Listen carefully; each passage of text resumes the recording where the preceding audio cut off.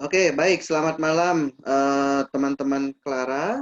Malam ini kita berjumpa kembali dalam pertemuan kedua BKSN tahun 2020 lingkungan Santa Clara. Malam ini kita sungguh bersyukur sudah kedatangan pemandu hits gitu ya, Bu Anita. Kita akan persiapkan diri kita untuk memulai pertemuan pada malam hari ini. Saya undang semuanya untuk mengambil sikap yang baik. Kita akan mulai dengan lagu pembukaan. Silakan dari Regina.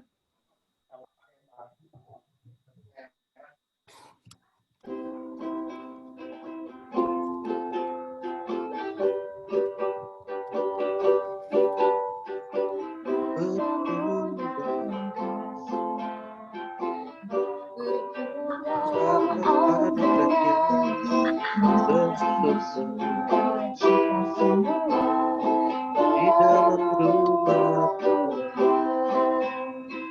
saudaraku dan saudariku, Tuhan cinta dan mengasihimu.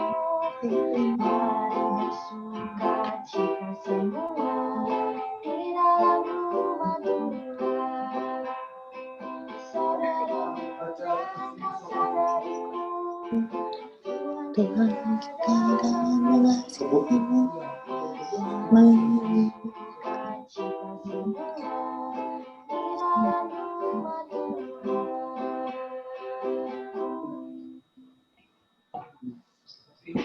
Baik, terima kasih Regina.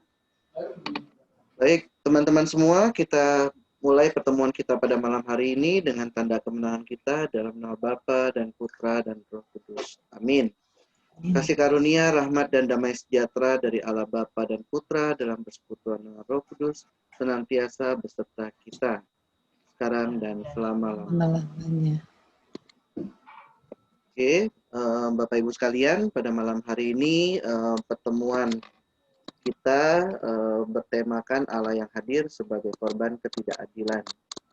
Sebagai pengantar, seringkali kita mendengarkan kata shalom yang artinya kurang lebih adalah damai sertamu, gitu ya. Nah, di dalam pertemuan pada malam hari ini, Kitab Suci juga mengangkat tema keadilan, ya, yang berarti juga shalom, harmoni atau damai sejahtera yang mewarnai hidup manusia dalam relasinya dengan Allah dan juga dengan sesama. Keadaan shalom artinya segala sesuatu berada pada tempatnya, tidak rusak ataupun kekurangan sesuatu. Namun di waktu yang bersamaan juga terungkap bagaimana usaha Allah dan manusia dalam mewujudkan keadaan tersebut. Allah yang kita kenal dalam Kitab Suci adalah Allah yang adil, baik sifat maupun tindakan kepada semua makhluk ciptaannya. Allah selalu berdiri di samping para korban ketidakadilan untuk membela mereka dan memulihkan keadaan mereka. Oke, sejak awal relasi antara Allah dan bangsa Israel, sebagaimana yang tertuang dalam Kitab Imamat, Allah mengajak bangsa pilihannya ini untuk bertindak adil, menyisihkan rezeki mereka untuk orang miskin dan orang asing, berbelas kasih dengan sesama yang membutuhkan, mampu berbagi supaya jangan sampai ada orang yang hidup kelaparan di tengah-tengah mereka. Hal itu dipertegas kembali dalam ajaran Tuhan Yesus yang bisa kita baca nanti di dalam kutipan Injil. Oke. Baik, sebelum kita mulai pertemuan kita pada malam hari ini, kita sama-sama berdoa pembuka. Dari Anita sudah ada ya doa pembuka. Mungkin boleh di next. Nah, oke, kita sama-sama doakan doa pembuka. Ya Allah, ya Bapa yang Maha Adil, kami bersyukur atas kasih-Mu, karena kami Kau beri kesempatan untuk merenungkan keadilan-Mu yang terungkap dalam firman-Mu. Di masa adaptasi kebiasaan baru ini, penuhilah kami dengan Roh Kudus-Mu, agar kami mampu memahami sabda-Mu serta melaksanakannya dalam hidup kami. Kuatkanlah kami dalam menerapkan ajaran-Mu untuk bertahan dan melewati masa-masa sulit dalam hidup kami. Doa ini kami panjatkan kehadirat-Mu melalui Yesus Kristus Putra-Mu, Tuhan dan pengantara kami, yang hidup dan berkuasa bersama dengan Dikau dan Roh Kudus, Allah sepanjang segala masa. Amin. Ibu sekalian, sebelum kita masuk ke dalam permenungan oleh pemandu nanti, marilah kita bersama-sama membaca kutipan Alkitab yang telah disediakan di sini dari Matius bab 25 ayat 31 sampai dengan 40. Mungkin untuk yang pria membacakan di ayat ganjil dan untuk wanita membacakan di ayat genap. Oke, kita mulai 1, 2, 3. Apabila Anak Manusia datang dalam kemuliaannya dan semua malaikat bersama-sama dengan Dia, maka Ia akan bersemayam di atas tahta kemuliaannya. Lalu semua Semua bangsa bangsa akan dikumpulkan di hadapannya, dan Ia akan memisahkan mereka seorang daripada seorang, sama seperti gembala memisahkan domba dari kambing. Dan Ia akan menempatkan domba-domba di sebelah kanannya dan kambing-kambing di sebelah kirinya. Dan Dan raja itu akan berkata kepada mereka yang di sebelah kanannya, "Mari, kamu yang diberikan oleh Bapa, terimalah kerajaan yang disediakan bagimu sejak dunia dijadikan. Sebab ketika aku lapar, kamu memberi aku makan. Ketika aku haus, kamu memberi aku minum. Ketika aku seorang asing, kamu memberi aku tumpangan. Ketika aku telanjang, kamu memberi aku Aku pakaian. pakaian. Ketika aku sakit, kamu melawat aku. Ketika aku di dalam penjara, kamu mengunjungi aku." Maka orang-orang benar itu akan menjawab Dia, katanya, Tuhan, bila manakah kami melihat Engkau lapar, dan kami memberi Engkau makan, atau haus, dan kami memberi Engkau minum? Bila manakah kami melihat engkau sebagai orang asing, dan kami memberi engkau tumpangan, atau telanjang, dan kami memberi engkau pakaian? Bila manakah kami melihat Engkau sakit, atau dalam penjara, dan kami mengunjungi Engkau? Dan raja itu menjawab mereka, "Aku berkata kepadamu, sesungguhnya segala sesuatu yang kamu lakukan salah seorang dari saudaraku yang paling hina ini, kamu telah melakukannya untuk aku." Demikianlah sabda Tuhan. Syukur Terpujilah kepada Kristus. Allah. Oke, baik. Selanjutnya saya serahkan kepada Anita untuk memimpin permenungan pada malam hari ini. Silakan, Anita. Ya. Oke. Shalom, saudara-saudariku. Shalom. Shalom. Teman-teman, malam ini kita akan masuk ke dalam pertemuan kedua ya, dengan tema Allah yang hadir sebagai korban ketidakadilan. Apa sih artinya? Nah, dalam renungan kali ini nanti kita akan coba pelajari apa sih arti Allah yang hadir sebagai korban ketidakadilan itu. Seperti itu sudah kita baca di dalam Injil tadi. Di sini dikatakan,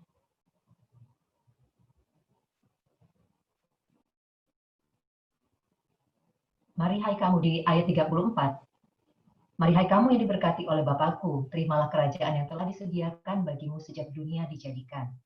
Sebab ketika aku lapar, kamu memberi aku makan. Ketika aku haus, kamu memberi aku minum. Ketika aku seorang asing, kamu memberi aku tumpangan. Ketika aku telanjang, kamu memberi aku pakaian.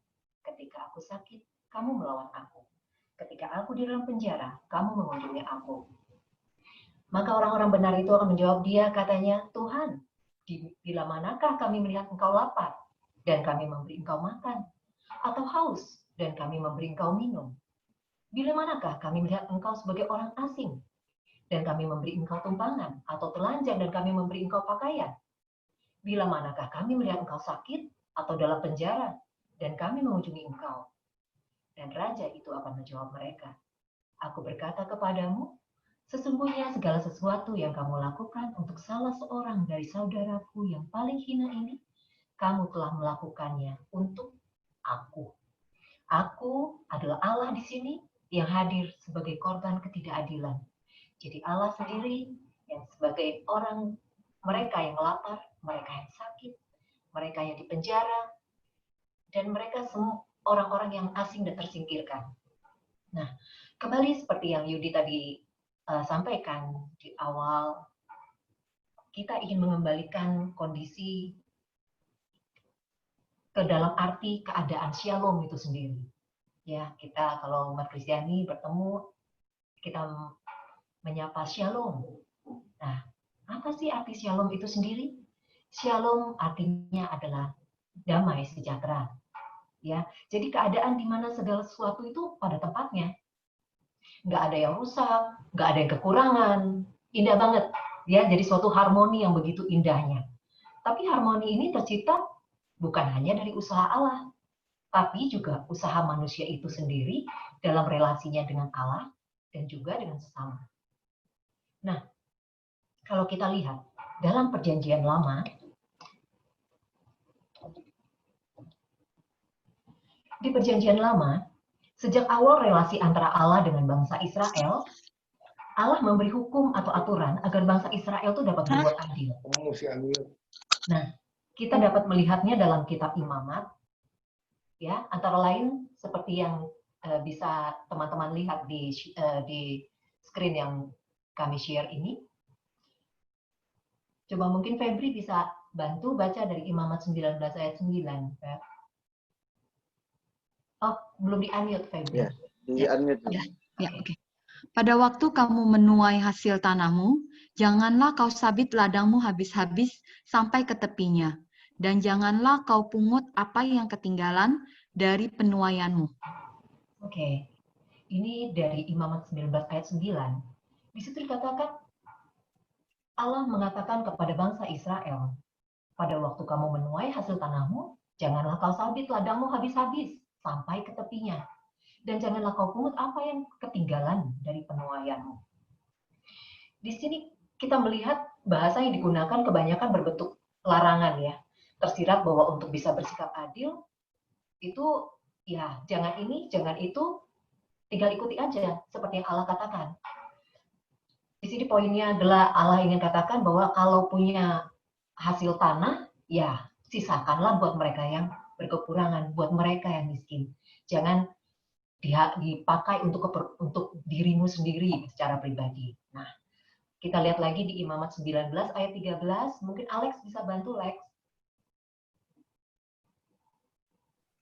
Ya, Ci.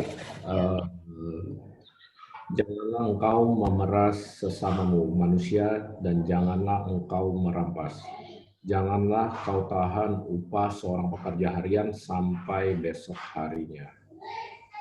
Oke, terima kasih Alex. Jadi di Imamat 19 ayat 13 dan banyak di perjanjian lama lainnya, jangan membunuh, jangan mencuri, jangan bersaksi dusta, dengan kata-kata jangan yang dalam bentuk negatif yang artinya larangan.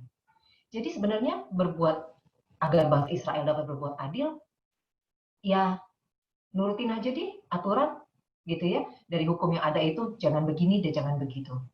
Ya, seperti ini diilustrasikan bahwa Allah menulis larangan-larangan itu untuk membuat bangsa Israel itu dapat bersikap adil terhadap sesamanya. Oke.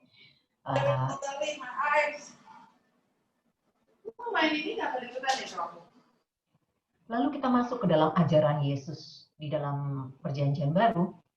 Di dalam Injil Matius yang tadi kita baca bersama ya. Ternyata Yesus menawarkan sebuah sudut pandang yang baru. Tentang apa? Tentang bersikap adil kepada Allah dan kepada sesama. Nah, cinta kepada Allah, mungkin kita bisa baca di dalam ilustrasi gambar ini ya. Mungkin Angela Handawi, tolong baca ya Angel, di dalam ini, di teks di dalam gambar.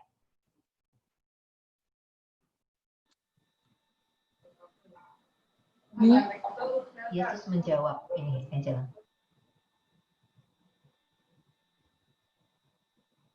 Angela. Ya. Oh, kayaknya problem ini ya, suaranya ya. Oke, next. Angela Florencia deh. Angela, tolong. Ya, ukuran cinta kepada sesama. Oh ini, Angel, sorry. Yang di dalam gambar. Yesus menjawab. Yesus menjawab, kasihilah Tuhan Allahmu dengan segenap hatimu, dengan segenap jiwamu, dan dengan segenap akal budimu. Itulah hukum yang utama dan pertama. Dan hukum yang kedua, yang sama dengan itu ialah, kasihilah sesamamu manusia seperti dirimu sendiri. Oke, makasih Angel. Nah, di sini cinta kepada Allah. Kasihilah Tuhan Allahmu dengan segenap hatimu, dengan segenap jiwamu, dan segenap akal budimu. Cinta kepada Allah dan cinta kepada sesama, itulah hukum yang utama dan pertama, cinta kepada Allah. Dan hukum yang kedua, ditekankan di sini yang sama dengan itu. Sama dengan cinta kepada Allah. Jadi tidak kurang secara level bahwa itu tingkatannya sama. Hukum yang kedua yang sama dengan yang pertama adalah kasihilah sesamamu manusia seperti dirimu sendiri. Yang kita tekankan di sini adalah ukuran cinta kepada sesama, kasihilah sesamamu manusia seperti dirimu sendiri. Jadi, kalau hanya mengasihi sesama masih pilih-pilih, ya kalau untuk diri sendiri sih lebih ya, kalau untuk sesama dikurangi deh. Nah, itu belum memenuhi kriteria ini. Kasihilah sesamamu manusia seperti dirimu sendiri. Ada juga yang di dalam pelayanan atau dalam aksi sosialnya dilakukan dengan sebenarnya tujuan tertentu yang untuk keuntungan diri sendiri. Ya, misalnya membuat suatu lembaga ataupun suatu yayasan yang tujuannya untuk sosial, untuk membantu mereka yang mungkin anak-anak panti asuhan ataupun mereka yang disabilitas atau apapun mereka yang berkekurangan, tapi yayasan itu digunakan sebenarnya keuntungannya tidak murni untuk membantu mereka, tapi di situ mungkin untuk mendapatkan nama, atau mungkin keuntungannya itu digunakan untuk yang hal-hal pribadinya. Nah, hal-hal seperti ini, tindakan seperti itu belum memaknai kasihilah sesamamu manusia seperti dirimu sendiri. Jadi, kalau kita memperlakukan orang lain, bagaimana seperti kita memperlakukan diri sendiri, pasti kita akan memberikan yang terbaik. Misalnya, kita mau memberikan, menyumbangkan misalnya ya, sumbang pakaian. Kalau untuk diri sendiri, ya, ini bukannya dalam arti saya nggak mendukung bahwa mereka yang memberikan baju bekas, ya, kita juga mengumpulkan itu gitu. Tapi baju bekas yang layak, ibaratnya, kalau sudah kita lihat ini nggak layak untuk pakai, ya jangan diberikan untuk orang lain, karena kita sendiri pun udah nggak mau pakai, sudah sobek-sobek ataupun sudah lusuh sekali, ya itu sebaiknya tidak diberikan, ya. Nah, dan yang poin kedua yang harus kita tekankan adalah sesungguhnya ukuran cinta kepada sesama ini, sesungguhnya segala sesuatu yang kamu lakukan untuk salah seorang dari saudaraku yang paling hina ini, kamu telah melakukannya untuk aku. Jadi, yang kita lakukan untuk salah seorang dari saudaraku yang paling hina ini. Jadi kalau kita memberikan cinta kita kepada sesama itu banyak. Keluarga itu sesama. Teman-teman kita, teman-teman dekat kita, teman-teman kantor, teman-teman arisan, atau sekeliling kita itu adalah sesama kita. Tapi coba kita pikirkan, selama ini kita memberikan cinta itu hanya kepada mereka kah yang berbuat baik kepada kita? Hanya kepada mereka kah yang bisa membalas kebaikan kita? Atau kita memberikan cinta kita kepada mereka yang memang sudah baik sama kita? Oh, karena dia baik sama saya harus juga baik sama dia. Oh, dia memberikan saya makanan, saya juga harus beri dia makanan. Nah, apakah hanya sebatas itu? Jika kita bisa memberikan memaknai cinta kepada Allah, cinta kepada sesama di dalam hukum utama Kristus ini sendiri, kita harus bisa berpikir jauh dari itu. Seperti yang Yesus minta, sesungguhnya segala sesuatu yang kamu lakukan untuk salah seorang dari saudaraku yang paling hina ini. Mereka orang-orang yang tidak bisa membalas apa yang sudah kita berikan kepada mereka. Mereka yang dalam kehidupannya itu tersingkir, mereka yang merasa asing, jadi bukan orang yang kita kenal. Itu bisa menjadi, itu adalah orang saudara dari Kristus sendiri yang paling hina yang dikatakan di sini.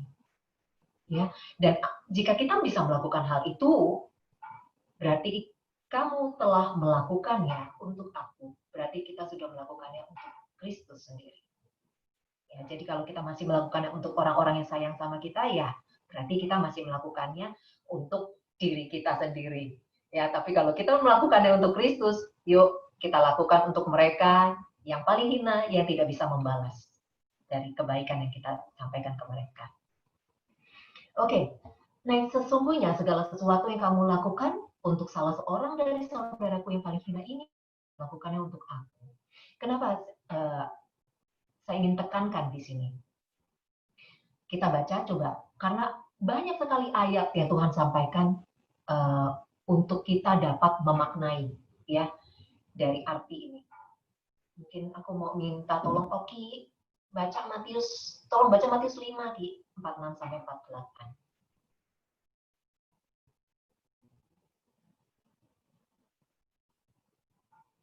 Unmute dulu Oki.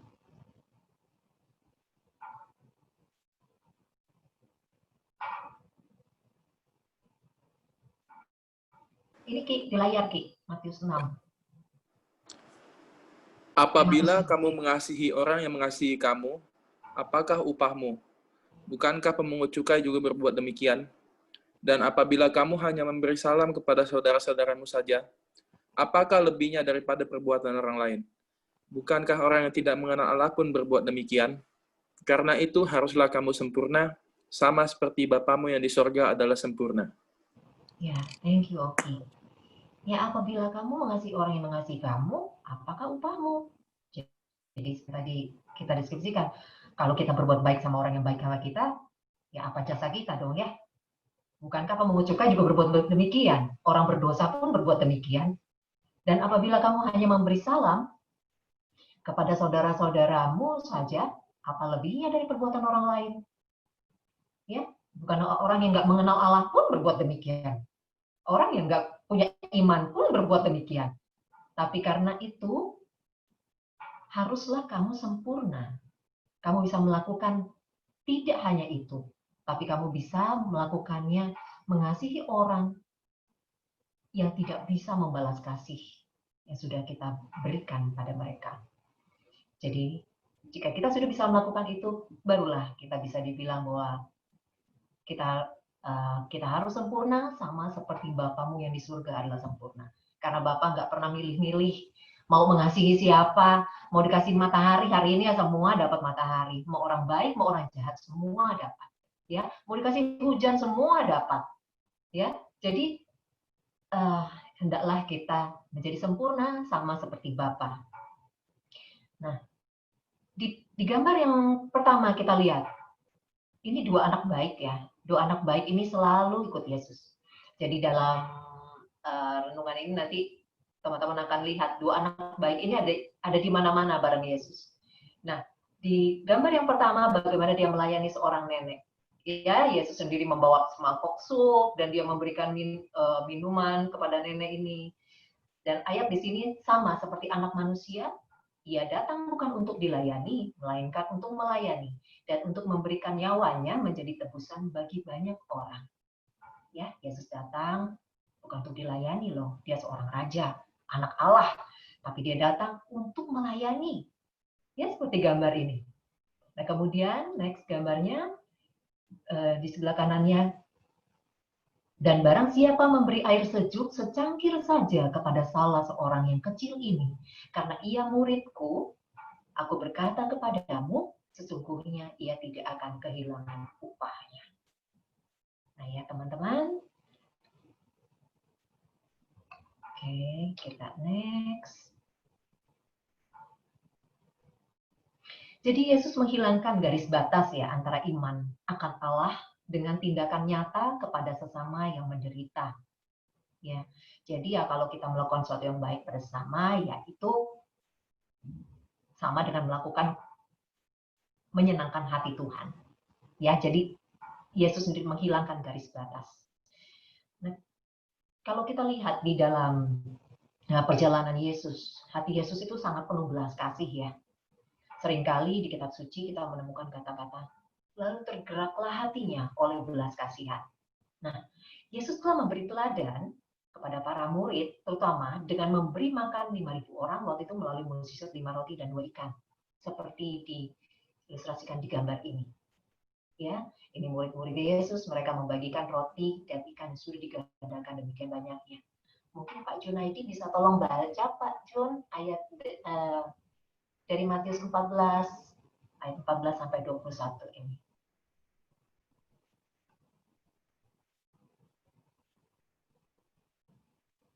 Pak Jun, adakah?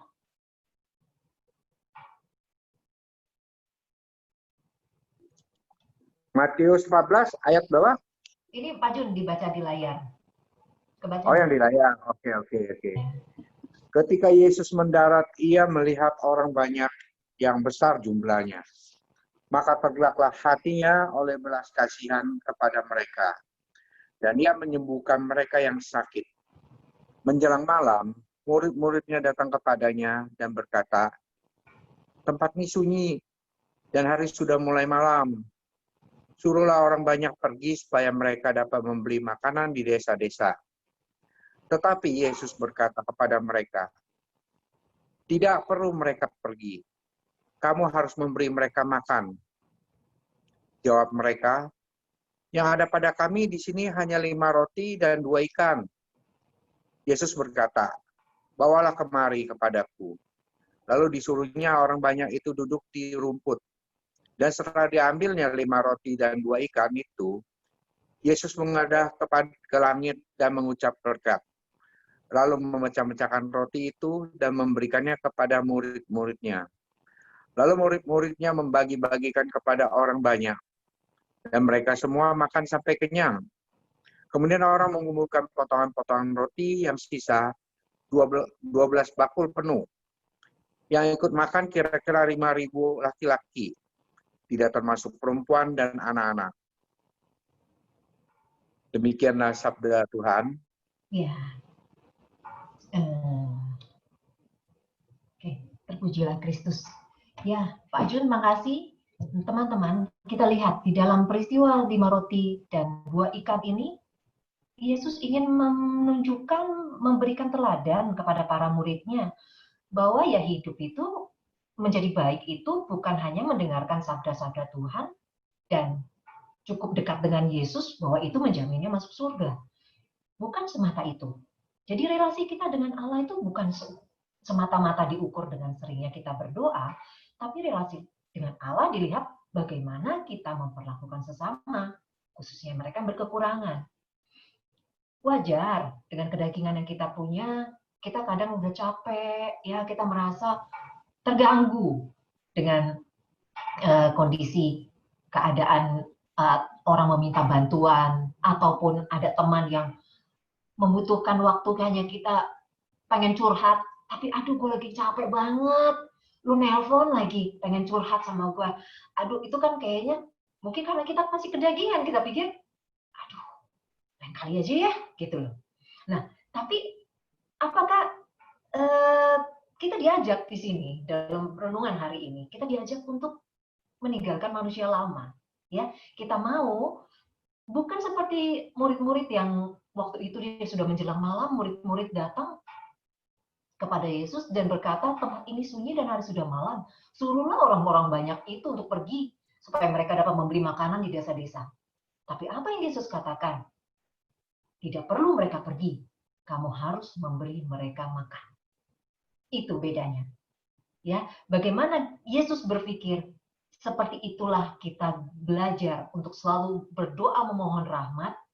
Bentuklah hatiku, pikiranku, untuk bisa menjadi seperti hati dan pikiran Yesus sendiri.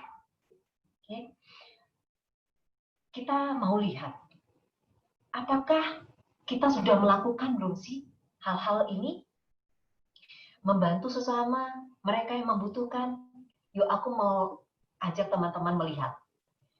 Ini adalah warga di Kota Bambu. Ya, teman-teman dari Clara itu salut luar biasa. Beberapa teman ini urunan ya untuk memberikan selama pandemi ini selama 1 bulan kemarin, ini bulan September, bulan Agustus. Selama bulan Agustus, dana yang terkumpul itu digunakan untuk membantu perbaikan gizi bagi anak-anak dewasa dan terutama lansia di daerah Kota Bambu, Petamburan. Ya, jadi Allah hadir dalam diri saudara-saudara kita yang lapar, yang haus. Nah, di mana Allah? Ini loh. Di gambar ini ya, teman-teman bisa lihat, itu loh rupa Allah. Kalau pengen tahu rupa Allah yang mana? Ini rupa Allah itu dalam bentuk dalam diri saudara-saudara kita yang kita layani. Ya, jadi karena selama masa pandemi, teman-teman ini bekerja sama dengan warga koordinator di sana yang mau masakin, yang mau subuh-subuh itu dari beberapa hari sebelumnya sudah belanja, kemudian masakin, atur menu dan lain-lain untuk memberikan perbaikan gizi setiap hari Sabtu selama 4 Sabtu selama bulan Agustus. Nah, 300 warga itu datang untuk berbagi, untuk mendapatkan makanan yang teman-teman bagikan untuk mereka. Itu loh wajah-wajah Allah. Ya, termasuk para pemulung diberikan ya oleh ibu ini. Nah, lihat wajah mereka wajah yang bahagia. Seperti itulah kita rasa Tuhan kita bahagia kalau kita melakukan suatu kebaikan ya. Nah, ini adalah salah seorang anak yang juga mengambil bagian dalam perbaikan gizi di Kota Bambu. Teman-teman sudah menolong dia, sudah menolong mereka, lihat wajahnya. Itu loh wajah Allah. Ya. Jadi Allah sendiri hadir dalam diri mereka. Kapan kita melihat Allah hadir di dalam diri orang asing? Nah, teman-teman, beberapa teman Clara pun ikut ambil bagian, menerima mereka, memberikan tempat ke orang-orang asing, dan waktu akhir tahun 2019 ya, sebelum COVID, itu Angela, Ita menerima anak-anak panti asuhan, mereka yang dari Atambua, yang dari anak-anak yang memang tidak punya orang tua sama sekali, tidak mengenal orang tuanya sama sekali, dari panti, mereka ajak untuk boleh mengambil bagian Natal bareng dengan keluarga. Angela Florencia juga pernah ngajak, siapa ya Angel namanya Angel? Anak itu masih ada sampai sekarang di panti. Dana kemarin baru terima komuni pertama. Nah, kemudian Angela Handawi juga Ita. Ya, puji Tuhan, anak-anak itu begitu bahagia sekali bisa mendapat kesempatan yang langka banget ya, berharga banget, bisa mereka ikut Natal bareng suatu keluarga gitu loh. Ya, selama ini mereka nggak punya atau mereka punya tapi jauh sekali di daerah yang sangat-sangat menyedihkan lah kondisinya di pedalaman. Ya. Dan kapan kita melihat mereka yang sakit? Puji Tuhan hari ini ada Vina, aku nggak tahu Erikson mungkin lagi tidur ya. Apa yang teman-teman lakukan? Mendoakan Vina, mendoakan Erik di dalam masa sulitnya ini. Itu kita melihat wajah Allah sendiri di dalam diri mereka. Ya, jadi apa yang teman-teman sudah berikan hanya sedikit waktu, 30 menit rosario untuk mereka, itu teman-teman sudah memberikan, sudah berperan serta di dalam perintah Allah di sini. Menolong, memberikan harapan, memberikan penghiburan kepada mereka. Ya, mereka yang sakit. Dan juga yang di dalam penjara. aku mau sharing di sini. Ini mereka yang ini ya di rumah sakit jiwa. Ya mungkin kalau di penjara nanti mungkin Yudi bisa sharing karena Yudi sering sekali pelayanan di lapas. Nah, aku pernah ke sini. Ini Bina Laras, ya panti sosial Bina Laras. Ini adalah mereka saudara-saudara kita yang punya gangguan jiwa. Banyak sekali mereka. Dan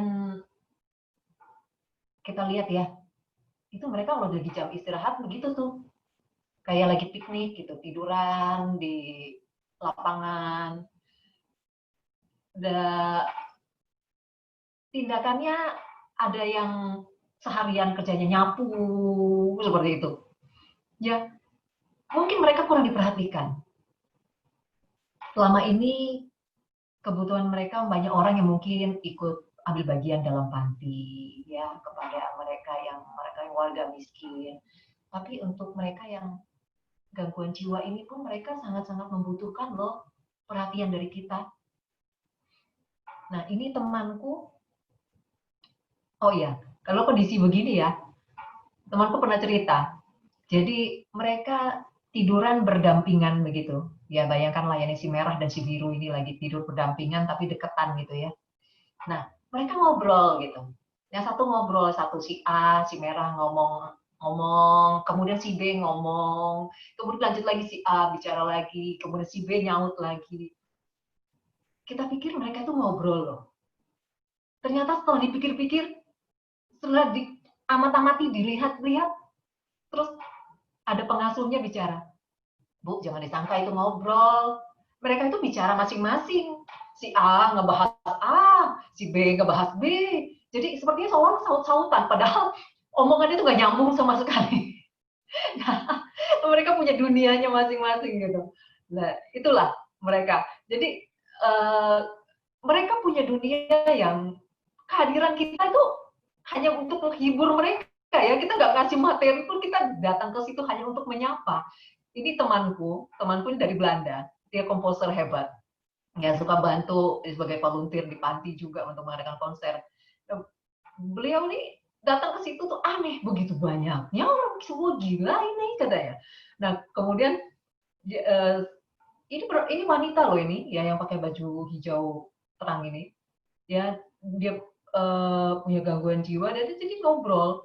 Mereka ngobrol pada nggak nyambung gitu. Temanku nanya apa, yang itu jawabnya asal-asalnya gitu. Terus kemudian dia masuk ngeluyur, dia duduk di pojokan. Nah, tapi pada saat kita apa yang bisa kita tanya ke bagian sekretariatnya, apa yang bisa dibantu, kebutuhannya apa, seperti itu. Mungkin ya hanya sedikit, kita nggak bisa membantu berbuat banyak ya, seperti Mother Teresa juga bilang. Kita nggak bisa melakukan hal-hal yang besar mungkin, tapi kita bisa melakukan hal-hal kecil tapi dengan cinta yang besar. Asal kita memberikan itu dengan ketulusan, asal kita memberikan itu dengan hati yang benar-benar ikhlas. Nah, itu sudah menjadi suatu hal yang luar biasa banget, ya. Nah, di sini kita lihat di ilustrasi ini seorang kaya ya, begitu dia pegangin uangnya, hartanya yang begitu berlimpah. Dan apa yang Yesus katakan? Apa gunanya bagi seseorang jika ia memperoleh seluruh dunia, tetapi kehilangan nyawanya? Apakah yang dapat diberikannya sebagai ganti nyawanya? Ya, pada saat kita kembali, waktu kita sudah habis, apa kita bawa harta itu kembali? Kita sudah berjuang keras, sudah dari pagi sampai malam kita kerja, sampai kadang-kadang kita lupa dengan keluarga. Keluarga nelpon, istri nelpon, kita lagi sibuk kerja, lagi ada tender atau lagi ada yang harus kita ambil keputusan, kemudian kita bawaannya marah-marah karena merasa diganggu. Nah, apakah itu yang kita bawa pada saat waktu kita habis di dunia ini? Ya, jadi seperti aku pernah sharing ke teman-teman waktu itu Santo Ignatius Loyola mengajar di suatu tempat, masyarakat di sana, ada seorang pengusaha itu datang. Pengusaha ini nanya, dia baru pertama kali ikut pengajarannya Santo Ignatius Loyola. Udah dia duduk di situ, Santo Ignatius bilang, apa yang kau lakukan hari ini? Dia mulai mikir, apa yang kau lakukan dari pagi? Dari pagi, dia berangkat kerja, biasalah berdagang, dia sibuk, sampai sore, dia ketemu dengan sepupunya bilang, ayo kamu ikut saya. Dan akhirnya, saya ada di sini. Gitu. Ada di hadapan Santo Ignatius Loyola, dan mendengarkan dia. Nah, kemudian, Santo Ignatius bertanya, kita coba pikirkan dengan cara yang berbeda. Apa yang kira-kira akan kamu lakukan jika kamu tahu hari ini adalah hari terakhir dalam hidupmu? Wah, saya sama sekali nggak berpikir seperti itu, katanya.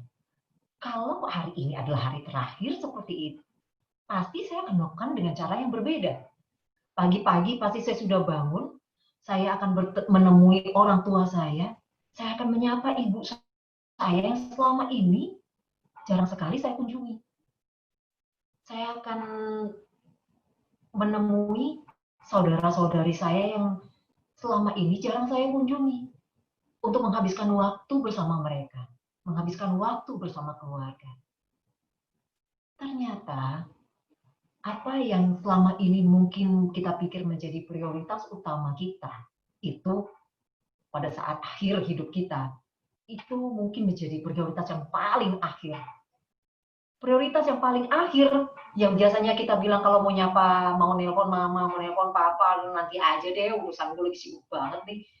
Itu mungkin itu prioritas yang paling akhir mungkin pada saat kita saat ini. Tapi itu bisa jadi prioritas yang pertama pada saat kita tahu bahwa hari ini adalah hari terakhir kita hidup.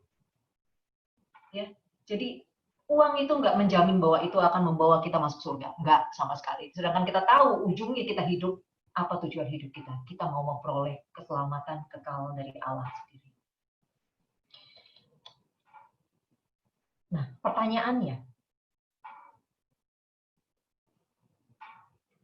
kalau diri saya sendiri aja dalam keadaan sulit, bagaimana saya bisa bantu sesama yang lain?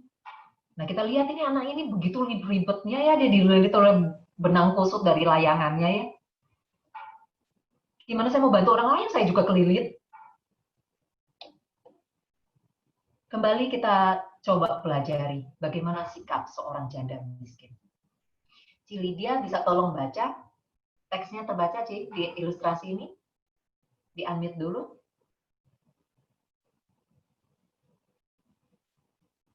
Suaranya di-unmute dulu, Ci.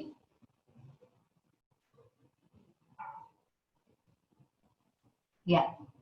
Sebab mereka semua memberi dari kelimpahan, tetapi janda itu memberi dari kekurangannya. Semua yang ada padanya, yaitu seluruh nafkahnya. Ya. Terima kasih, Ci Lydia. Sebab mereka semua memberi dari kelimpahan, tapi janda miskin ini memberi dari kekurangannya. Jadi nggak perlu kaya, kita baru bisa menolong orang lain. Pada saat kita masih kesulitan seperti ini pun, nggak usah khawatir. Tuhan nggak minta kita untuk membantu 100 orang, 1000 orang kok.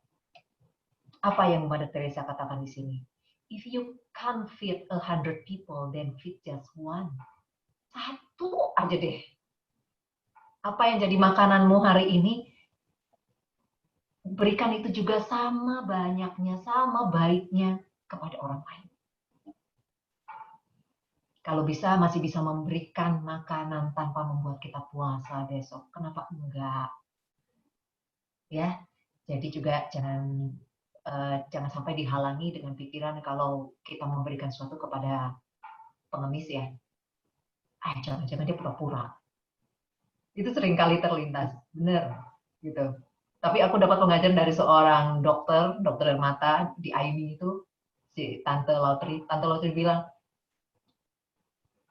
lakukan apa yang bisa kita lakukan. Setelah itu, entah dia mau pakai itu untuk beli narkoba, entah itu dia mau pakai buat macam-macam, suatu hal yang nggak baik, itu urusan dia sama Tuhan.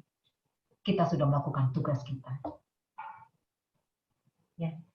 Jadi tidak perlu tindakan yang spektakuler lah untuk berbuat dalam kehidupan kita sehari-hari untuk berbuat seperti yang Tuhan minta kok. Ya orang lapar ya diberi makan. Gak usah yang heboh, orang lapar dikasih HP yang canggih gitu ya. HP terbaru yang udah seri keberapa, Samsung sekarang seri keberapa, iPhone seri keberapa itu dikasih. Nggak perlu sampai itu. Ya apalagi orang lapar tapi dikasih ceramah.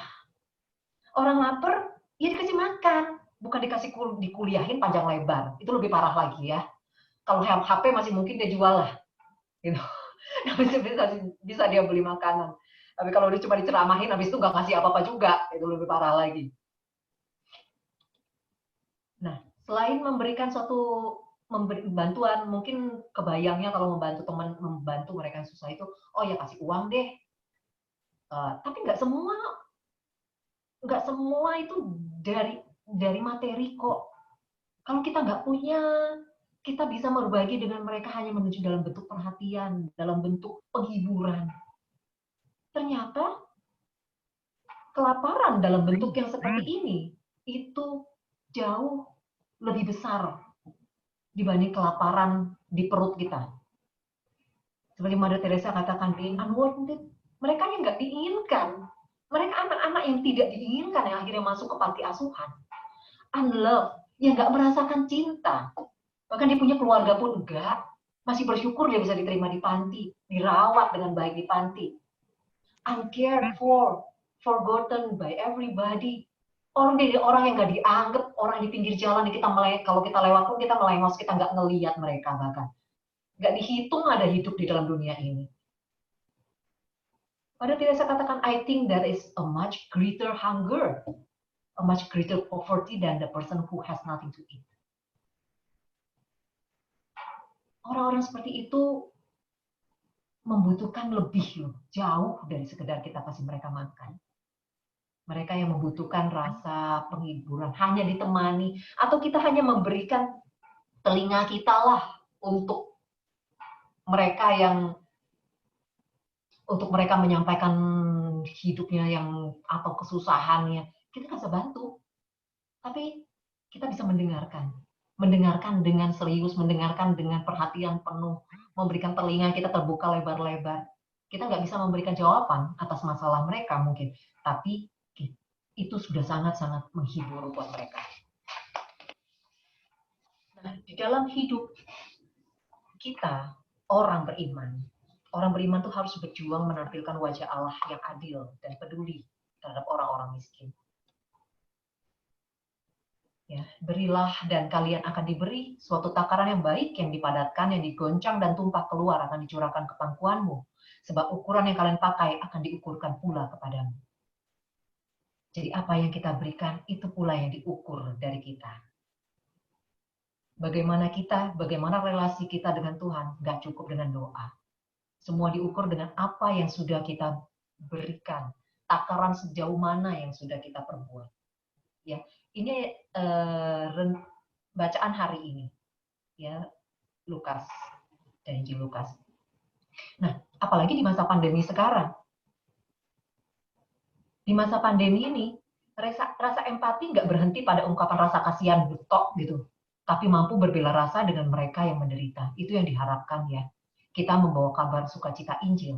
Ternyata tindakan adil dan bela rasa yang kita lakukan kepada sesama merupakan bentuk penghormatan dan cinta kita kepada Allah. Itu sukacitanya. Nggak susah. Hanya mau nggak gitu. Ya, tindakan kita terhadap perhatian kita kepada sesama. Itu ternyata penghormatan kita dan cinta kita kepada Allah. Seperti Yesus yang kelihatan happy banget ya kalau kita membawa kabar sukacita Injil itu kepada banyak orang juga yang lain yang juga bisa merasakan kasih Tuhan. Nah, situasi dunia yang berantakan saat ini itu justru menjadi medan karya sebenarnya buat kita. Semua yang terpanggil untuk bergerak sesuai dengan ajaran yang Tuhan sudah berikan. Ya, kebaikan yang tulus, kasih yang sejati, itu adalah bahasa universal yang mudah dimengerti oleh seluruh umat manusia. ketulusan dalam berbuat kebaikan itu sangat diperlukan ya. Kalau enggak, kita enggak tulus, akhirnya kita kecewa pada saat kebaikan kita itu disalahpahami atau bahkan enggak diucap terima kasih pun enggak. Jadi kalau kita udah berbuat baik, sudah. Tugas kita udah selesai. Tugas kita menyenangkan hati Allah itu sudah selesai. Jangan embel-embelnya. Akhirnya sesuatu yang jadi nggak murni lagi gitu. Jadi sudah selesai sampai di situ.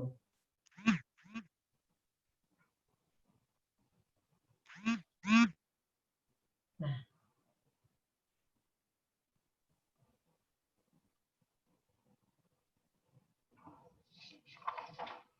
seperti ilustrasi di sini, mari hai kamu yang diberkati oleh Bapakku, terimalah kerajaan yang telah disediakan bagimu sejak dunia dijadikan.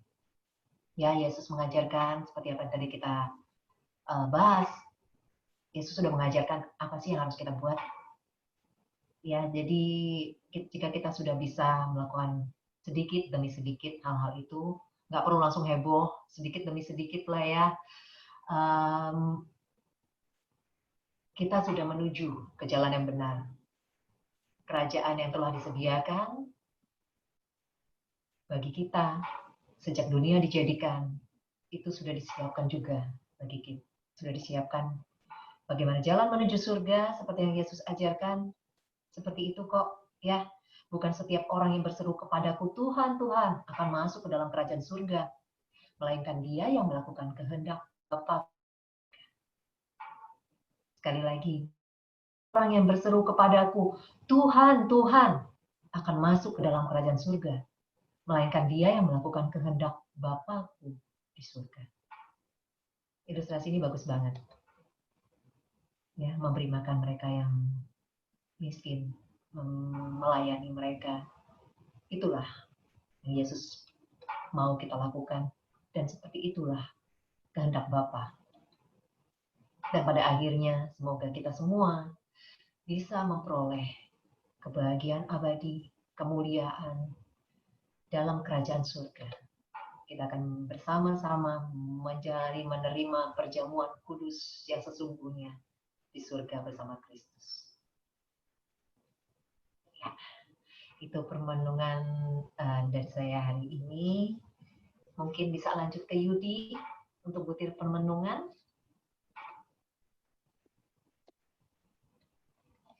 Atau ini aku bacakan dulu ya, butir permenungannya ya. Seringkali kesulitan yang kita hadapi melumpuhkan diri kita untuk berbela rasa dengan kesulitan sesama. Sudahkah kita melihat ke bawah, melihat orang-orang di sekitar kita yang jauh lebih menderita? Ketika kita berani mengambil keputusan untuk berbuat sesuatu kepada mereka, kita akan menemukan kekuatan baru dalam hidup kita. Dan yang kedua, sudahkah kita menemukan wajah Allah pada diri mereka yang berkekurangan? Dan bagaimana kita menyambut Allah yang hadir dalam hidup mereka. Nah, sharing di sini. Yudi, silakan Yudi.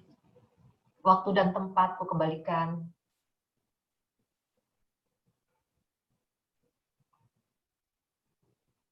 Yudi kemana ya? Sampai Yudi muncul ya. Oke, teman-teman silakan. Yang ingin sharing, kita diharapkan berbagi pengalaman pribadi dalam menjalankan hidup berkeadilan bagi sesama, dapat kita lakukan lewat berbagai sarana media sosial. Ya, apapun yang ingin di-sharingkan mungkin teman-teman bisa sampaikan dengan tema hari ini. Mungkin ada yang mengalami penguatan dalam iman ataupun ingin punya komitmen lebih dalam hidup dalam langkah-langkah selanjutnya, ataupun ingin berbagi ya pengalaman pribadi, terutama di masa pandemi ini ya. Kemarin begini loh, rasanya seneng banget loh bisa ambil bagian dari masyarakat yang mereka yang sangat membutuhkan. Yuk teman-teman, silakan. Siapa yang ini silakan di-unmute, silakan.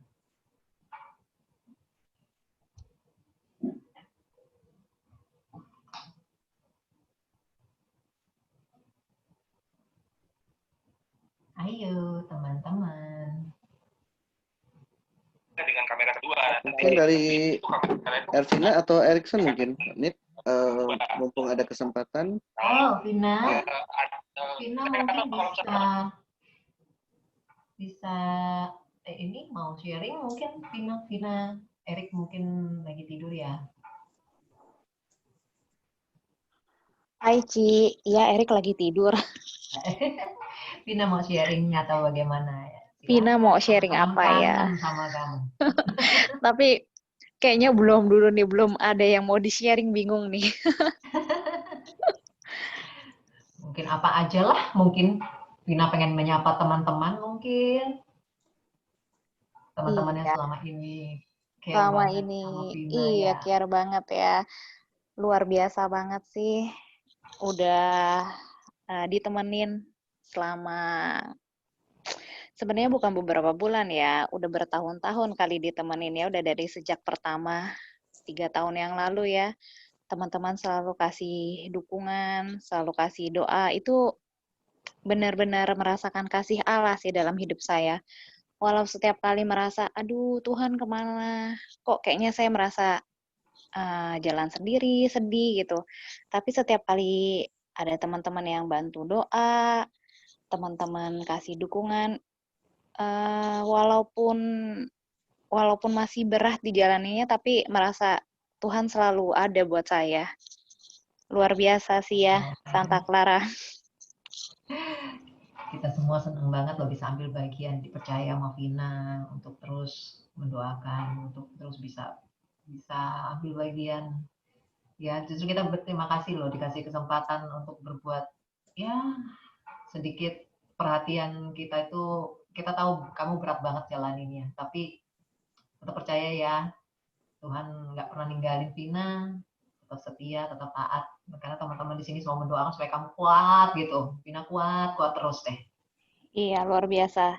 Tuhan selalu mengirimkan malaikat tak bersayap buat saya ya. Amin, selalu. Tuhan nggak pernah tidur ya. Mungkin Ada yang lain kali mau yang berbagi lain? pengalaman. Ada yang mau sharing mungkin?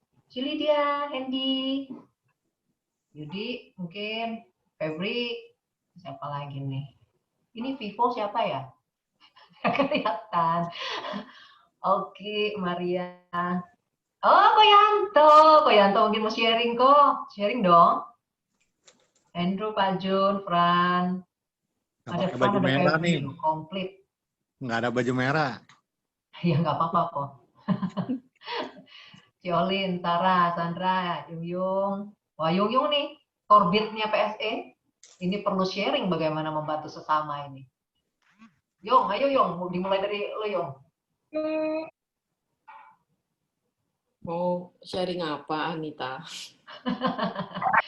sharing suka dukanya melayani, tapi terus bertahan, Yung. Suka kok, suka banyak sukanya kok. Ciao Bung Yung, ciao. Iya, dibagi lagi Yung ke teman-teman. Ya, pokoknya satu hal kalau dalam pelayanan yang selama ini saya jalankan, seberat apapun, omelannya dari siapapun, ya itu kita cuma satu aja, bahwa kita tuh semua sama, pelayan Allah.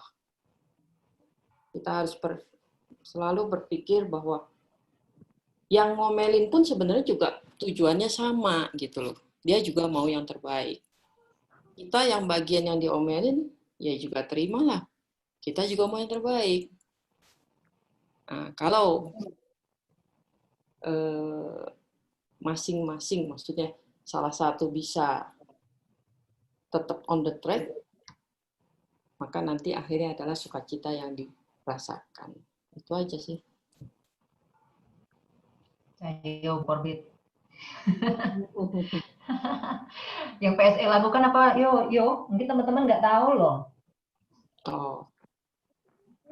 Maksudnya suaranya gaungnya nggak denger gitu. Yang selama banyak banget yang udah dilakukan. Ya bingung bagiannya yang mana nih? Ada yang mungkin yang paling menyentuh Yung lah sebagai Korbit.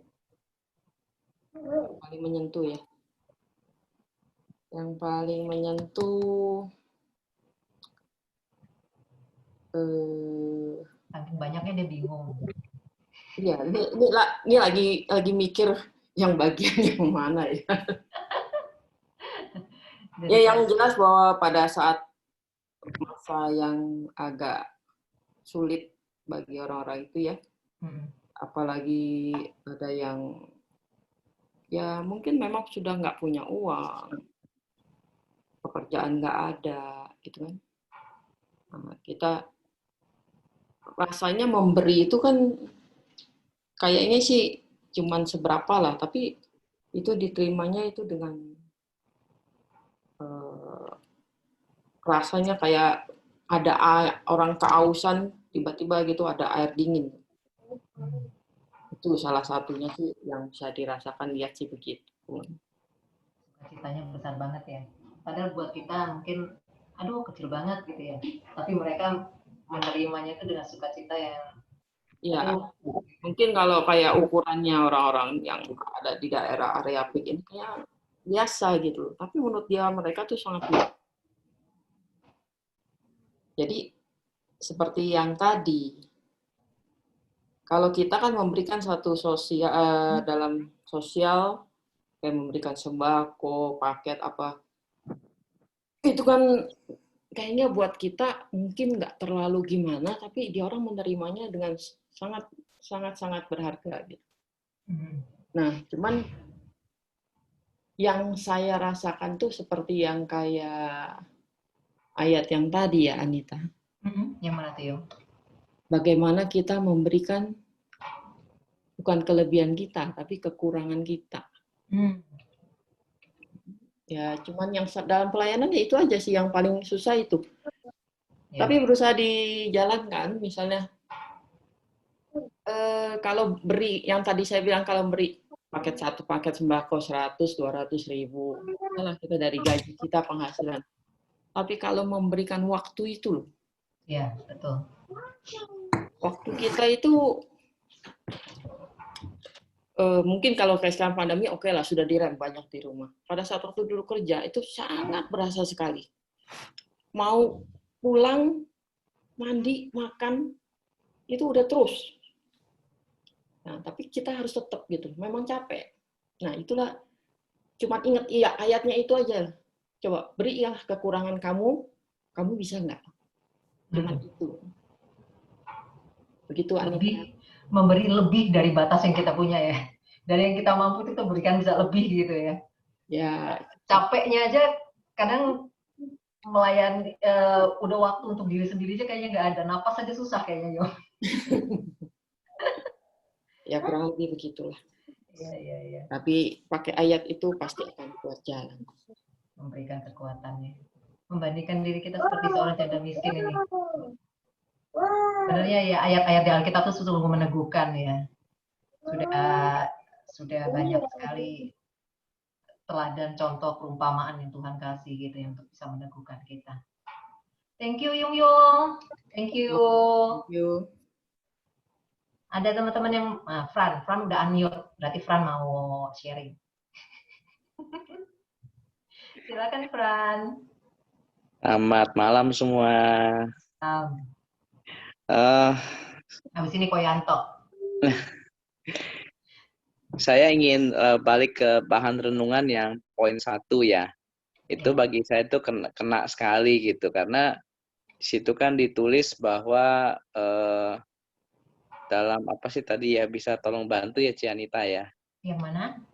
Yang bahan renungan poin 1, ada 2 poin terakhir kan. Kalau ini stop bilang ya. Yang paling terakhir sih yang tadi sebelum kita pindah ke sesi sharing ya. Oh, oke. Panggil Yudi kemana? Ayo Yudi. Oh ini butir permenungan. Oke, yang ini. Ini ya. Oke. Jadi poin ke-1 itu seringkali kesulitan, yang saya baca dulu ya. Seringkali kesulitan yang kita hadapi melumpuhkan diri kita untuk berbela rasa dengan kesulitan sesama. Sudahkah kita melihat ke bawah melihat orang-orang sekitar kita yang jauh lebih menderita, ketika itu berani mengambil keputusan untuk berbuat sesuatu kepada mereka, dan kita akan menemukan kekuatan baru dalam hidup kita. Selama pandemi COVID ini, kita kan masing-masing pasti punya kesulitan yang kita alamin lah. Iya. Dan saya merasa pada waktu itu ya memang kalau kita sendiri sudah pusing ya, rasanya itu apa juga udah nggak mau beresin.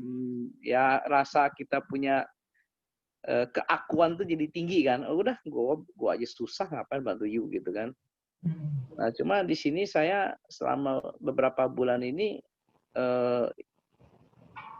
malah rasanya semakin nggak happy ya. Kalau kayak gitu nggak happy gitu kan. Nah ketika ada satu kesempatan bisa membantu, itu mungkin hal paling simpel, mungkin ya bantu-bantu di rumah ya kan. Bantu hal-hal yang simpel tapi rasanya menghilangkan rasa penat dan rasa rasa apa ya, seneng aja gitu loh kalau ngeliat orang lain tuh happy. Dan memang itu kita mulai dari hal-hal simpel, mungkin nggak kayak kita nyumbang atau bantu orang cari pekerjaan atau apa. Kita rasa dari kecil-kecil gitu aja sebenarnya udah happy gitu. Bisa bantu ya, kalau di rumah mungkin gampang lah, mungkin bantu-bantu bersih rumah, cuci piring atau apa gitu ya. Itu rasanya mengurangi beban ya. Dan kita dengan melihat orang yang senang itu, kita senang akhirnya lebih happy gitu ngejalanin sesuatu, lebih nggak terbeban ya, lebih ya di situ mungkin hal-hal yang paling simpel ya kalau yang saya alamin ya beberapa bulan terakhir ya. Gitu ya, mungkin nggak tahu itu cocok atau enggak, saya merasa seperti itu ya. Itu mungkin sementara yang bisa saya bagi dari saya. Thank you Fran. Tapi memang ya dari hal-hal kecil kita nggak perlu berharap kita melakukan suatu hal yang besar gitu kan. Ya seperti yang Maria Teresa katakan, kita melakukan hal kecil aja deh, tapi dengan cinta yang besar, itu artinya besar sekali. Artinya besar banget gitu. Ya jadi kita datang nih ke mereka yang membutuhkan, nggak usah jauh-jauh, misalnya keluarga lah ya. Ya selama ini mungkin kita terlalu sibuk di luar kerja, tapi keluarga yang di rumah tuh kesepian, pengen banget loh bisa ngobrol, bisa dengerin gitu. Tapi kita kasih waktu khusus dengan memberikan perhatian penuh, atau seperti yang Fran lakukan, bantu mereka. Mungkin karena ini banyak mbak-mbak kan juga pulang mudik waktu itu yang masa COVID, harus turun tangan sendiri. Nah kita mungkin tuh bisa sharing jadi inem berapa lama ya lah. Nah tapi begitu suaminya bantu, ini seneng banget gitu ya, kayaknya rasanya itu penghiburan banget gitu. Ya hal seperti itu. Kalau istri kita aja bahagia, Tuhan juga pasti jauh lebih bahagia lagi ya. Thank you Fran sharingnya. Nah, ada siapa yang mau sharing? Pak Koyanto. Koyanto udah di-unmute. Teman-teman yang berkenan sharing, tolong di-unmute, jadi bisa. Next-nya tinggal lanjut ya.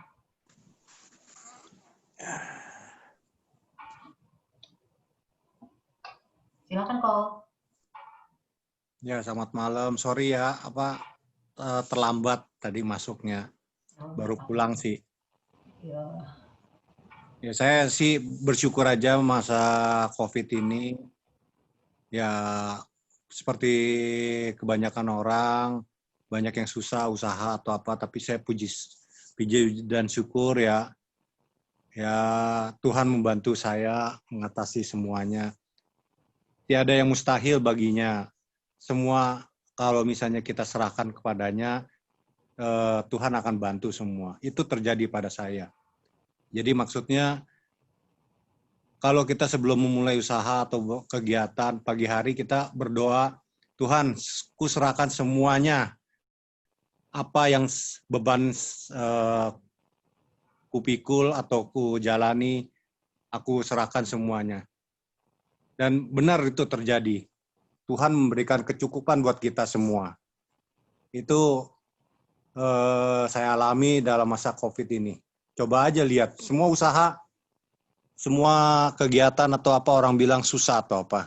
Tapi ya puji Tuhan, usaha saya ya normal-normal saja, bahkan ada peningkatan semasa COVID ini. Jadi kita harus benar-benar berdoa dan serahkan semua kepercayaannya pada dengan sepenuh hati. Gitu aja, Nita. Ya, thank you Koyanto. Thank you. Jadi mengandalkan Tuhan ya dalam masa sulit. Sehingga akhirnya kita dapat berkat banyak, kita bisa berbagi lagi ke orang lain juga ya Ko ya. Iya, jangan sungkan-sungkan kalau mau minta bantuan. Minta nasi campur sebenarnya kita semua di sini. Ya, teman-teman yang mau sharing, Handy kemana aja kau? Ayo, sharing. Hen, udah lama teman-teman gak dengar suara kamu. Handy, Pak Jun, ayo silakan di-unmute, bicara.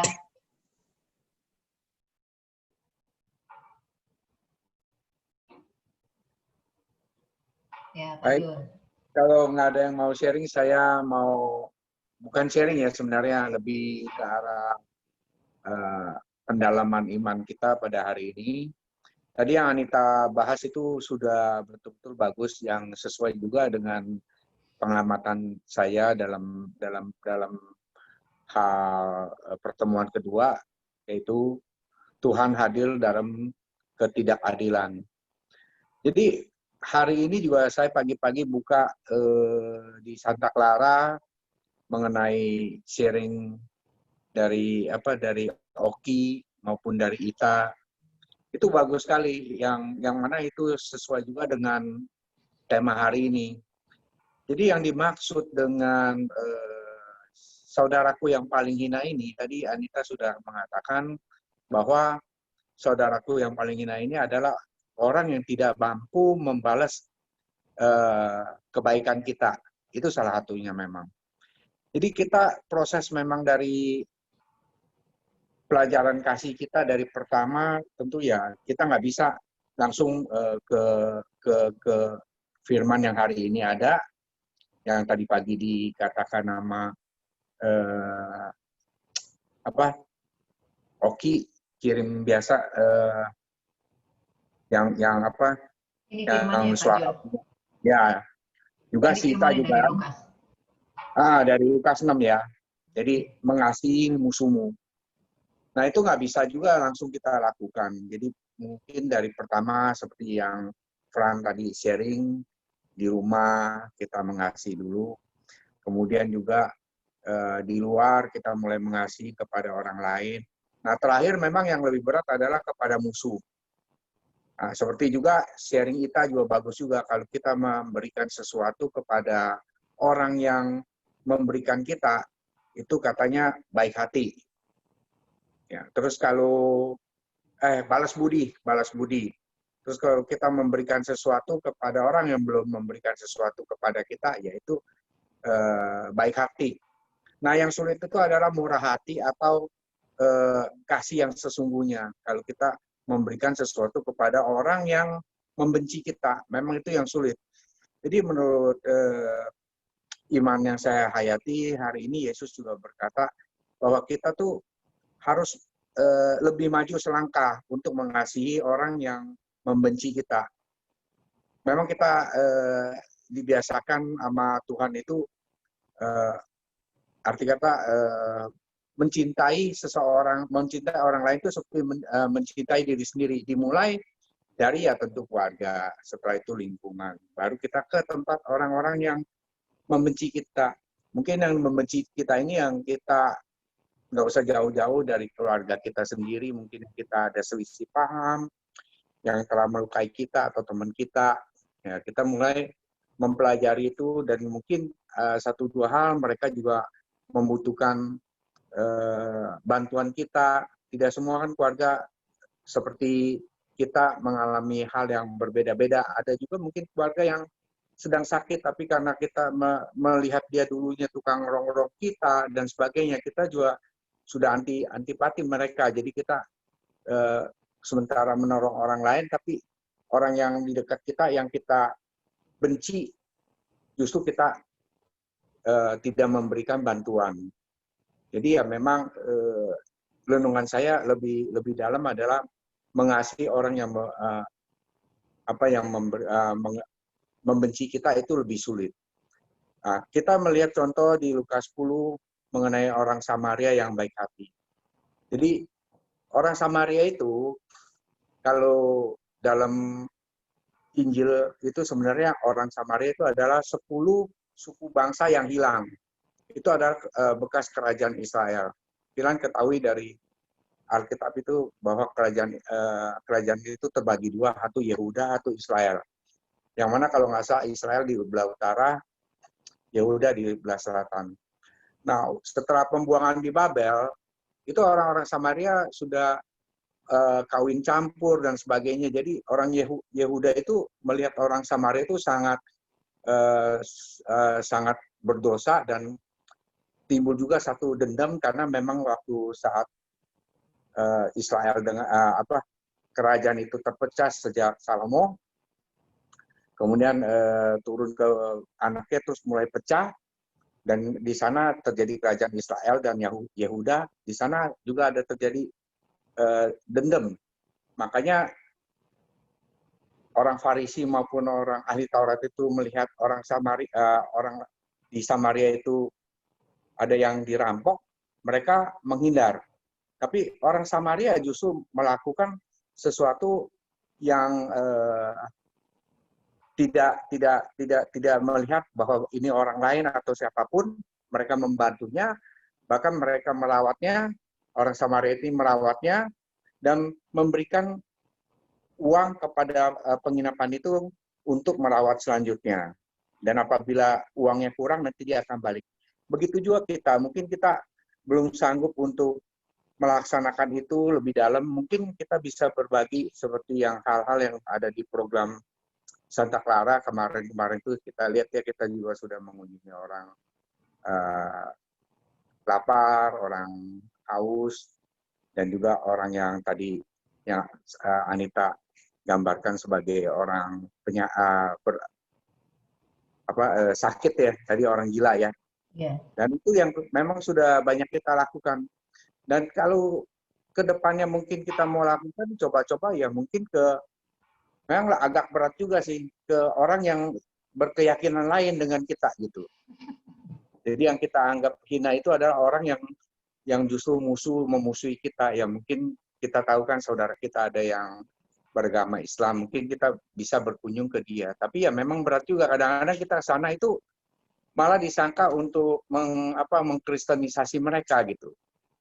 Ya inilah satu pelajaran iman kita untuk mengasihi. Kita baca di Korintus 13 bahwa kasih itu kelemah lembut, murah hati, dan yang saya baca sebentar ya.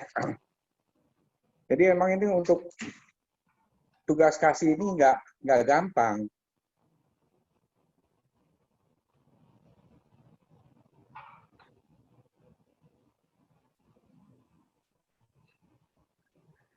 Di ayat 4 dikatakan kasih itu sabar, kasih itu murah hati, ia tidak cemburu, ia tidak memegahkan diri dan tidak sombong. Di ayat kelima, ia tidak melakukan yang tidak sopan dan tidak mencari keuntungan diri sendiri. Ia tidak pemarah, tidak menyimpan kesalahan orang lain. Nah, tidak menyimpan kesalahan orang lain ini artinya tidak mendendam. Jadi kita mengasihi orang yang bersalah kepada kita ini memang sulit. Mungkin kemarin itu landasan kita, waktu kita pertemuan pertama itu yang harus kita sering pakai, yaitu doa Bapa kami. Ampunilah kesalahan kami, seperti kami pun mengampuni orang yang bersalah kepada kami. Itu mungkin yang sering harus kita doakan supaya membawa suatu kekuatan pembaruan iman kita untuk lebih mengasihi orang yang membenci kita. Ya, itu tambahan dari saya. Terima kasih. Ya, makasih Pak Jun. Ya, satu lagi mungkin ya. Yudi udah balik belum nih hostnya nih? Yud. Sudah. Oke, ayo sharing satu lagi. Siapa? Ketua lingkungan kayaknya ya? Iya, kayaknya perlu Kaling nih. Kaling atau wakaling. Ya, kaling atau wakaling memberikan teladan, memberikan contoh. Ayo, oke. Cita mana nih? Masih on the way? Oh, kita lagi jalan ya? Kita lagi jalan. Oke mana Oki? Itu oke. Jangan cuma komen-komen aja di chat Ki. Ayo. Hadir. Ayo. Oki sharing Curhat Ki, curhat. Oh, dubbing sih, dubbing. Hah? Oh, dubbing nih, ada yang dubbing. Dubbing apaan sih? Gue taunya itu dumpling. Sorry, soalnya saya juga sambil meeting yang lain nih, jadi agak nyambi sedikit ya. Oke, ya. Oke, silakan. Ya, saya belajar dari kemarin yang kita kita ada acara membantu saudara-saudara kita yang kekurangan, kayak kemarin di Telugong sama di mana itu yang terakhir itu lupa aku, di Kota Bambu. Ya, di situ saya belajar banyak sih ya, kalau kita, ya benar kayak tadi si Bu Yung bilang, kayak kita sharing sedikit aja yang kita share dari kita, mungkin buat kita emang nggak berarti gitu loh. Tapi buat mereka itu kayaknya mereka bahagia banget gitu. Kita lihat saya juga sempat keliling naik motor ke daerah sana, kita lihat, kalau lihat rumahnya segala ya jauh dari layak lah. Kita ini udah harus bersyukur. Kita harus bersyukur berikan kayak gini sama Tuhan. Ya kita share ke mereka, memang kita walaupun orang share berbagi dari kekurangan itu, saya yakin nggak akan kekurangan. Kita nggak akan kekurangan. Berapapun yang kita bagikan, Tuhan pasti balas dengan berlipat-lipat. Ya itu aja sih kalau dari saya. Intinya jangan pernah takut untuk berbagi dari kekurangan kita. Itu aja dari saya. Thank you. Oh, oke. Thank you. Ita mau ditambahkan, Tak? Ibu Ita? Ita? Saya signalnya jelek, ini masih di jalan tol. Sorry, next ya. Oke. Ya. Ya, teman-teman. Yudi, udah kembali ke Yudi, host. Johan dong, Johan. Mana Johan suaranya? Johan nggak punya Zoom. Nanti pulang gue suruh download dulu ya. Iya ya, next suruh datang ya, suruh hadir ya. Oke, nah selanjutnya Yudi masih meeting ya. Oke, aku lanjut ya. Membangun niat. Yuk kita membangun niat ya. Dalam pribadi kita masing-masing atau mungkin di luar dari ini. Ya, sebagai orang beriman yang dipanggil untuk berjuang, mewujudkan keadilan dan kasih. Kita diajak untuk memikirkan dan mewujudkan tindakan-tindakan konkret dan efisien untuk membantu sesama kita di masa adaptasi kebiasaan baru ini. Bukan adaptasi kebiasaan baru ya, kita kemarin baru dengar hari Senin kita akan di PSBB lagi, jadi kita akan kembali lagi kondisinya. Tapi apapun yang kita hadapi, tetap semangat, tetap kita ingin apa yang masih bisa kita bantu, kita berikan yang terbaik lah untuk saudara-saudari kita yang lebih membutuhkan lagi. Oke. Nah, doa umat.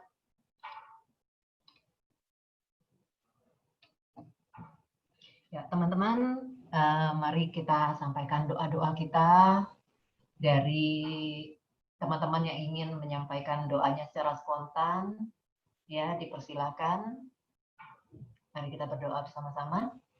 Allah Bapa yang Maha Baik, kami bersyukur boleh mengambil bagian di dalam pertemuan kedua PKSN hari ini. Semoga Tuhan Engkau memberikan kami rahmat, hikmat, kebijaksanaan, dan juga pengertian. Semoga apa yang kami dapatkan hari ini dan permenungan yang Engkau sampaikan melalui kitab suci yang kami baca hari ini, Injil hari ini, sungguh dapat meneguhkan kami dalam langkah-langkah kami selanjutnya.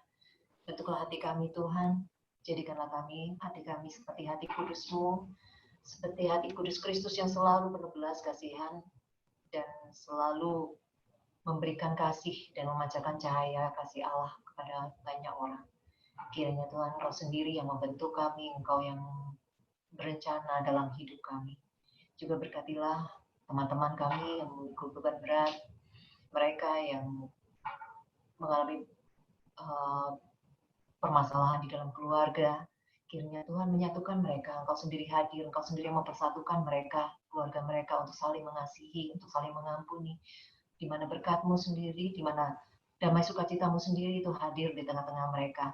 Dan kami juga berdoa untuk Erikson, sahabat kami. Kiranya Tuhan Engkau memberikan jalan yang terbaik baginya, pengobatan terbaik, dan juga penghiburan, terutama bagi Vina, bagi Edi, adik Erikson, dan juga Evel, dan juga Papa Erik, juga sama keluarga yang selalu mendampingi mereka. Kiranya Tuhan Engkau memberikan mereka kekuatan, kesabaran, dan juga rahmat kesehatan agar mereka dapat mendampingi Erik dengan selalu penuh sukacita dan memancarkan cahaya wajah Kristus bagi Erik dimanapun, dalam situasi apapun yang mereka hadapi. Kami bersyukur Tuhan untuk segala rahmat cinta-Mu, untuk segala kebaikan-Mu pada kami. Kami mohon, kabulkanlah doa kami ya Tuhan. Teman-teman yang ingin menyampaikan doa spontan, dipersilakan.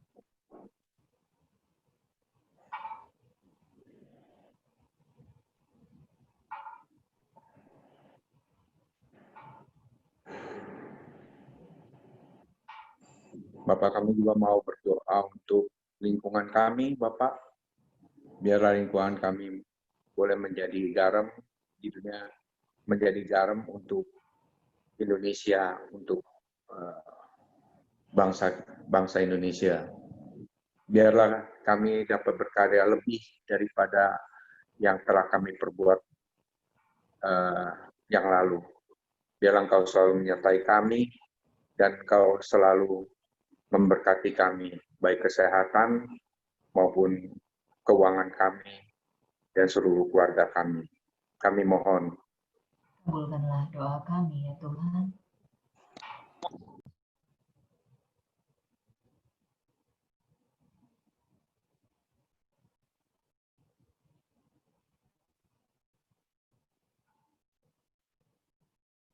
Allah Bapa yang penuh kasih, padamu Tuhan kami persembahkan diri kami, pakailah kami seturut kehendak-Mu. Berkati kami supaya hidup kami tidak kami sia-siakan untuk segala kedagingan dalam hidup ini, tapi pakailah kami Tuhan untuk karya-karya-Mu yang indah, untuk segala rencana, untuk membawa terang cahaya wajah. Kami mohon, kabulkanlah doa kami ya Tuhan.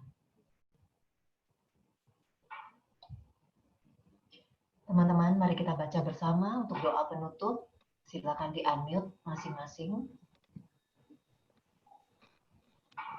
Bapa yang Maha Adil, terima kasih atas penyertaan-Mu, sepanjang pertemuan kami ini. Sabdamu dalam Sabdamu dalam setiap dan kami renungkan hari ini, membantu kami untuk menemukan makna dan tujuan biarlah menjadi kekuatan bagi kami, untuk keadilan di muka bumi ini. Kami mohon Yesus Kristus Putramu dan Tuhan kami.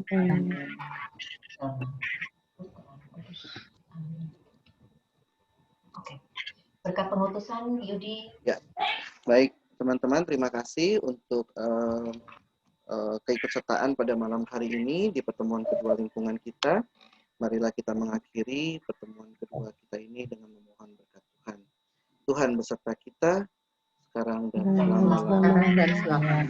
Semoga kita sekalian dilimpahi berkat oleh Allah yang Maha Kuasa, Bapa dan Putra dan Roh Kudus. Amin. Terima kasih Anita. Kita tutup dengan lagu penutup dulu sebelum kita ngobrol. Silakan Regina. Bagaikan bencana siap dibantu,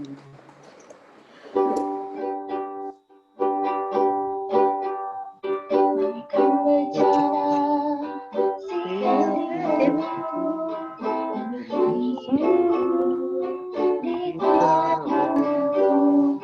dengan apa seluruh Budi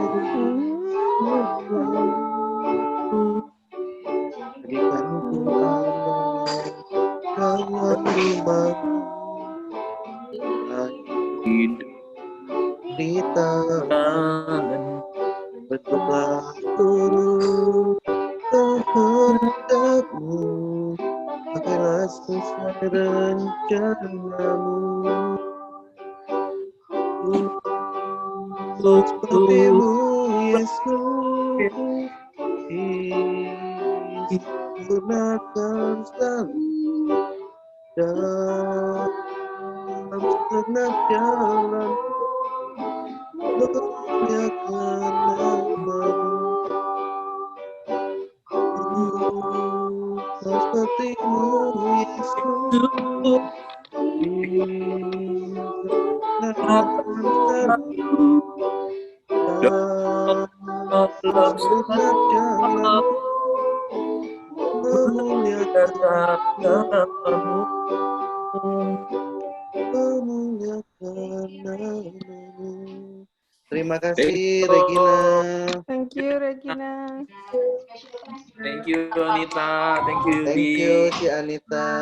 Ronald Hartono ini yang gambar-gambar tadi itu lukisan dari Ronald. Setiap Wah, hebat. pagi dia setiap jam 4 pagi renungan pagi dari luar. Ronald ini Karmelit awam, tinggalnya di Jember. Jadi setiap pagi setelah renungan dia belum dapat ide, tapi meditasi dan dia dapat Roh Kudus yang tuntun dia untuk mau gambar apa hari itu. Jadi dia itu adalah renungan setiap hari. Jadi aku setiap hari karena dapat dari dia, jadi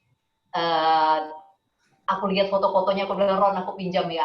Hari ini ada pertemuan BKSN, aku mau share ke teman-teman. Tapi itu jadi suatu berkat buat kita ya. Luar biasa gambar-gambarnya. Kalau ada teman-teman yang dia menggambar itu sketch kemudian sampai warna sampai selesai itu hanya 30 menit. Wow. Ada YouTube-nya juga. Kalau Oki 3 tahun nih. 30 tahun. Salah ya Ki ya. Teman-teman nanti kalau ada yang pengen di-share setiap harinya, japri aja ke aku, nanti aku share setiap hari renungan dari gambar-gambarnya ya. Oke. Kita mau foto bareng Yud.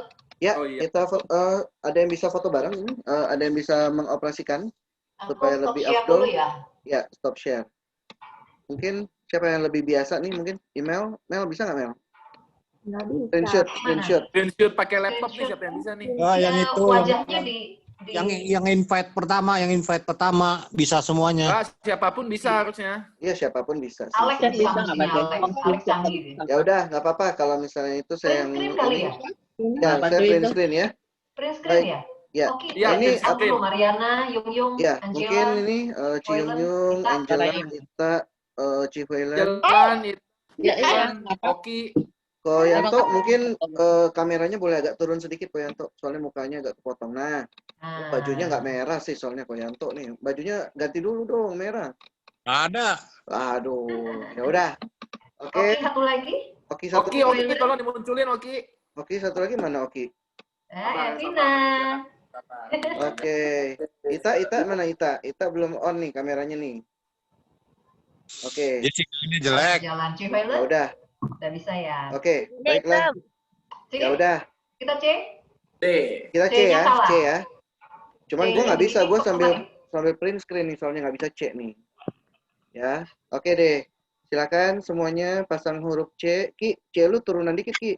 Kepotong jari lu. Nah, turun lagi. Turun Ki. Turun lagi. Nah, oke. Ya, kepala lu turunan Ki. Ya, kepala lu turunan Ki. Nah, ya, kameranya oke, siap. Oke. Kebalik Febri, C-nya. Ci Lydia agak diangkat sedikit C-nya. Nah. C tangan kiri. Lebih gede. C tangan kiri, Ciolin. Nah, oke, siap. C tangan kiri ya? Oke, siap ya. 1, 2, 3. Oke, sudah. Yuk, aku print screen dari sini komputer biar kamu bisa cek. Oke, aku yang C ya. Ya. Sekali lagi. 1, 2, 3. Dah. Oke. Thank you semua. Thank you semuanya. Sampai. Oke, ada pengumuman besok. Oke, ya. Makan. Ada pengumuman Pak Kalim. Pak Kaling ada pengumuman untuk minggu depan? BKSN ketiga, pertemuan ketiga tanggal 17 September, hari Kamis ya. Berarti hari Kamis lagi kita ketemu di jam dan ya, waktu dan jam yang sama. Waktu dan jam yang sama ya, Ki? Iya, benar juga. Bicaranya siapa? Pembicaranya siapa sih? Lupa gue. Andrew kalau nggak salah ya. Kayaknya gue sih pembicara ketiga. Andrew lagi. Kayaknya gue lagi. Bukan Oki. Dengan pembicara Dr. Yudi ya. Enggak, kayaknya mau tukeran sama Angela kayaknya. Angela mau ke yang ketiga. Angel mau ketiga ya? Angel ketiga, Alex keempat lah. Iya, gimana? Oke ya? Ya, oke lah, deal. Oke, Lex. Angela siap ya? Angela siap ya? Aduh, jangan. Alex juga udah siap tuh, Alex. Alex ketiga deh. Angela keempat. Gua nggak takut, men. Nggak usah takut, orang Oki aja model kayak gitu nggak takut ya. Gua ini dulu lah, pengikut dulu deh. Oke, baiklah. Kalau misalnya itu Ya, mungkin memang sesuai dengan planning sih di pertemuan ketiga saya. Pertemuan keempat nanti Angela Florencia. Oke, sementara itu dulu. Oke, gitu. Makan siomanya? Mau makan mana? Makan Ki. Makan belum? Doa makan. Ya, lift dulu ya. Oke, kalau gitu, thank you semuanya. Oke, Selamat malam. See you. Bye. Bye.